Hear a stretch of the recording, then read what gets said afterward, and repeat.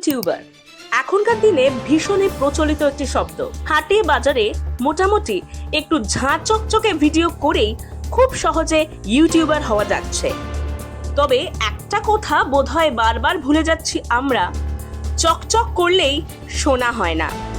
ঠিক এমনটাই ঘটেছে এই ইউটিউবার জ্যোতি মালহোত্রার সাথে। তার YouTube channel travel with Jo social মিডিয়ায় ব্যাপক সাড়া ফেলেছিল।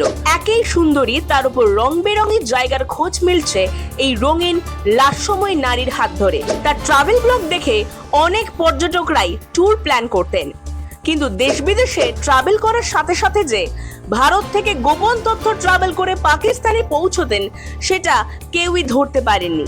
ইতিমধ্যে পাকিস্তানি প্রশাসনের সঙ্গে জড়িত বেশ কিছু ব্যক্তির সাথে জ্যোতির আর্থিক লেনদেন হতো সেই বিষয়টি উঠে এসেছে, যার ফলে তার ব্যাংক অ্যাকাউন্ট খতিয়ে দেখা শুরু হয়েছে। এবার জ্যোতির সাথে সাথে আরো একটি সুন্দরী ব্লগারের নাম উঠে এসেছে, যার নাম প্রিয়াঙ্কা সেনাপতি। এবং আজকের খবরটি প্রিয়াঙ্কা সেনাপতিকে নিয়ে। প্রিয়াঙ্কা সেনাপতির সাথে জ্যোতি মালহোত্রার যোগসূত্র ঠিক কতটা গভীর সেটিই জানবো।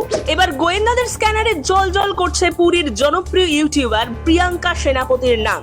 জানা গিয়েছে যে 7-8 মাস আগে পুরীতে এসেছিলেন জ্যোতি মালহোত্রা এবং তাকে সর্বপ্রকার সাহায্য করেছিলেন প্রিয়াঙ্কা সেনাপতি। এমনকি সবচেয়ে চাঞ্চল্যকর তথ্য হচ্ছে, ঠিক 4 সপ্তাহ আগে প্রিয়াঙ্কা সেনাপতি গিয়েছিলেন পাকিস্তানের কর্তারপুরে। তবে সেখানে তিনি একাই গিয়েছিলেন, জ্যোতির সাথে কোনোভাবেই যোগাযোগ করে নয়। তবে প্রিয়াঙ্কা সেনাপতিকে প্রশ্ন করার পর তিনি স্পষ্ট জবাব দিয়েছেন যে জ্যোতির সাথে যে পাকিস্তানের এরূপ সম্পর্ক ছিল সেটা তিনি কোনোভাবেই জানতেন না, বা জ্যোতি যে একজন গুপ্তচর হিসেবে কাজ করছিলেন সেই ধারণাটুকু কিন্তু প্রিয়াঙ্কা পায়নি। তবে সব কথা কিন্তু ফেলে দেওয়ার মতো নয়, তাই প্রিয়াঙ্কার সঙ্গে একেবারেই যে জ্যোতির এই গুপ্তচর মামলার কোনো যোগ নেই সেটি মানতে নারাজ পুলিশ প্রশাসন। তদন্ত এখনো চলছে, তদন্তের গতি প্রকৃতির উপর আমরাও চোখ রাখছি।